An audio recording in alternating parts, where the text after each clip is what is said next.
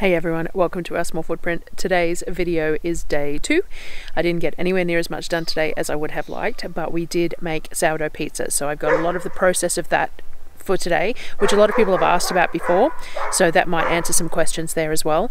But we were using a new thing that I bought for myself. So I bought a pizza oven thing that goes on top of a gas burner so it can go on my Camp Chef or the barbecue at Bunnings. It was $89 and I decided to give it a go as an interim measure while we don't have the oven working. And so I'm sharing putting it together and how it worked and things like that. So enjoy that. And then that was pretty much all we got done. I did have plans for other things, but I had to get some admin work and stuff done as well. So there's mainly sourdough pizza today, so enjoy. Thanks for watching. I'll see you next time.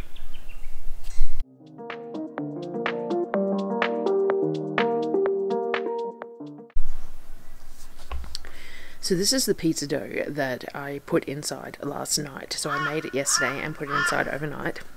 The temperature didn't get as low last night as expected, so the fire was run a little warmer than we normally would.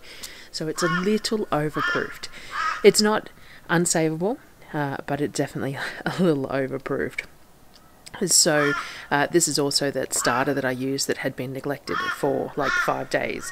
So I used a touch extra starter, but probably didn't need to because it obviously still had some strength in it. And then with the added temperature, the dough was really happy. So this is the dough, and it overflowed a little bit, but we managed to salvage what had been done. So when it's this sticky, you just get it out on the board and you use some flour along the edges and tuck it underneath to sort of fold over edges and bring it together. I didn't want to flour the mat too much because I don't want to over flour the dough. It's a fairly high hydration dough because pizza is nice when it's like that, and using too much flour can make it quite dense and biscuity, and I really wanted to avoid that. So I just used some flour around the edges and use my hands to bring those floured bits into the middle and get it into some semblance of a workable type ball. You just have to feel it out and do what you need to do. Some people use a little bit of oil rather than flour, or a little bit of water rather than flour, and they all work as well. I just find that flour is one of the simplest things to use, to just sprinkle around the edges, tuck in, and bring the dough into itself, and then all the stickies on the inside and the more malleable stuff is towards the outside where you're using it, where you're putting your hands on it and things like that. I used a dough cutter and cut it into 8 pieces. Now normally I would weigh this dough because I like my bases to be even, because then there's less arguments with the children, but also for cooking purposes. But because the dough was so sticky, I didn't want to have to place it on scales and then lift it back up, and if I floured my scales too much, it's adding flour to the dough, all those sorts of things. So I decided to just use the dough cutter and do it by eye. Now I put it in trays because I put it in the fridge for the day before I cook it tonight. So it goes into a retard in the fridge, and for the day it can be up to 3 days, and then you cook it. You pull it out of the fridge half an hour before you want to use it to cook it. I would normally use semolina, but because I didn't go to Coles this month, I didn't end up buying any more semolina. I'm going to order some from Amazon today. So I've just used flour, which is not anywhere near as good at stopping it from sticking because the dough absorbs the flour, whereas it doesn't absorb the semolina. It stays as a layer to stop it sticking. So semolina is much preferred here by me for non-stick purposes with dough. So when I was in Bunnings, I saw this gas barbecue top pizza maker and thought that it might work really well for us while the oven isn't working. It was only $89, so I thought it was worth the investment if it worked as it said for a period of time. It states that it cooks a pizza in 3 to 6 minutes, so I thought that was pretty reasonable for cooking 8 pizzas, that would work. That would still be the same amount of time as throwing them all in the oven together, but with better results theoretically. I didn't realize that it didn't come in one piece, like it's in many pieces. So I'm glad I pulled it out when I did, because I was actually going to start another project before and decided, oh no, I'll I'll pull this out now and get it sorted and try preheating it and having a look. And I'm really glad I did, because it took me forever. So I've got the whole clip sped up of putting it together. The instructions were not superb. It has different pieces of stone that all slot together with different parts and screws, and it wasn't the most fun thing to put together ever. So if you buy one, be aware that it takes a while to put together and it needs putting together. I just assumed with the shape of the box and everything that it would all be one piece, and it's not. So this is me putting it together. So sped up, have fun watching.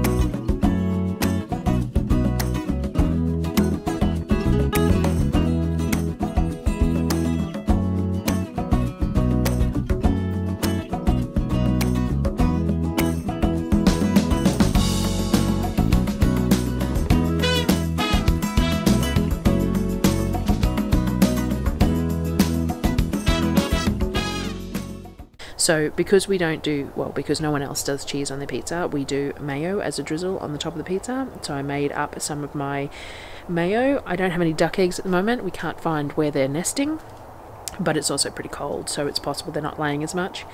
So I just used chicken egg yolks, and this is my standard mayo. There is a couple of videos showing how I make it. I use some cowboy candy brine, some homemade mustard, some salt, some lemon juice, and the 4 chicken egg yolks in this one, and I top it up with a mild olive oil and use an immersion blender. And you just put the immersion blender on the bottom of the jar in the egg yolks and start it up, and don't move the immersion blender too much because you want it to emulsify the egg yolks into the oil slowly, just like if you were drizzling it into a food processor or something like that.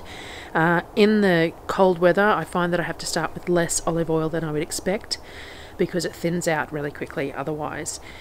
Being that it's for drizzling over pizza, this is a bit thinner than normal mayo because it doesn't need to be spread, but it will thicken up in the fridge anyway.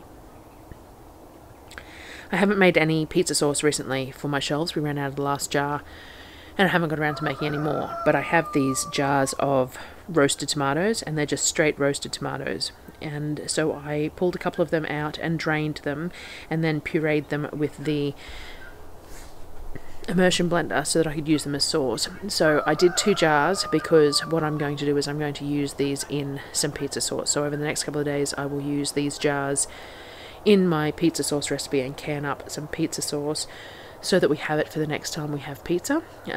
I really enjoy pizza as a meal. The kids really enjoy pizza as a meal, and it's good for using leftover bits of meat that don't get used the night before and things like that. So I like having it on the shelf to be able to access if I want to use it.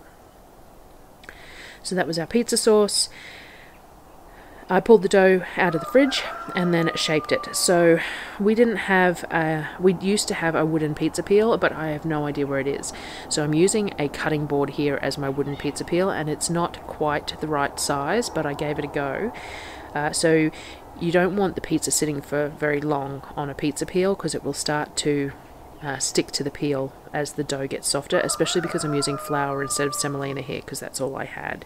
So you want to fairly quickly shape your dough onto the board and then top it. I did circles. Normally, if you've watched before, I normally do rectangles because I do them on trays in the oven, but for this pizza oven I did circles because that's what it's made for. So I shaped it into a circle, put some of the roasted tomatoes on it. We used some salami. There is some pineapple that I canned last month or the month before, some of the marinated chicken thighs, some of the meatballs broken up, and some tin corn on there as well. So you don't want to too heavily top the pizza because the dough won't cook, so you just want a smattering of ingredients over the top. So launching a pizza into a pizza oven is always a little bit of a challenge. We do have a wood stove that works as a pizza oven, but it's not in the right spot to use at the moment. It's out in the paddock, out in the yard, and you'd have to walk through gates and stuff to get to it to put the pizza in there.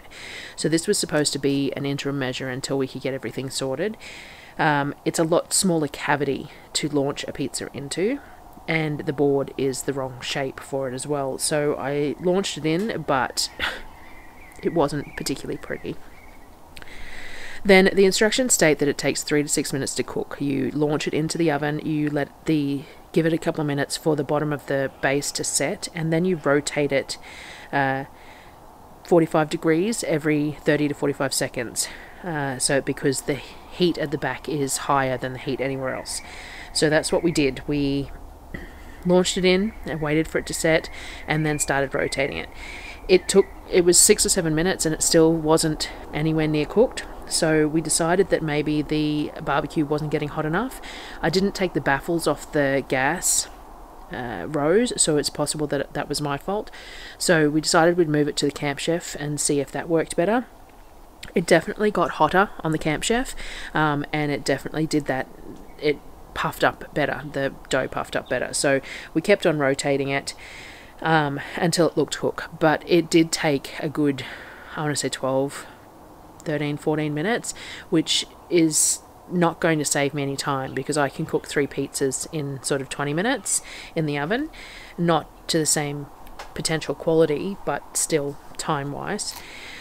So launch the new pizza. The other thing too is that because it's on the board and I launched it on the Camp Chef, and we took the windshields off because we wanted airflow, meant that I sort of knocked the Camp Chef backwards a little bit too, so I had to be careful of that. This is one of the cooked ones that we're cutting. So the bottom of it's really well cooked and crispy, but the top of it still is very pale looking and not very, like, you want it to be bubbly and blackened a little bit. That's the whole idea of a wood pizza, a wood cooked pizza, is that it has those bubbles of charring on it, I suppose. But it didn't seem to be hot enough for the dough to really take off. Like, high hydration dough means that when it hits the heat, the steam creates the bubbles and that, but it didn't seem to ever get hot enough to do that. So the bottom was well cooked, all the toppings are warmed through, but the top just didn't look real great. The one with cheese that I did was the second last one that I did, and it's looking slightly better, so maybe it was a time thing of the pizza oven getting hot enough, and it looks a little brown on top, but it's still fairly pale, and the bottom was a little overcooked, and there was some little patches of fairly raw dough still in sections of it as well.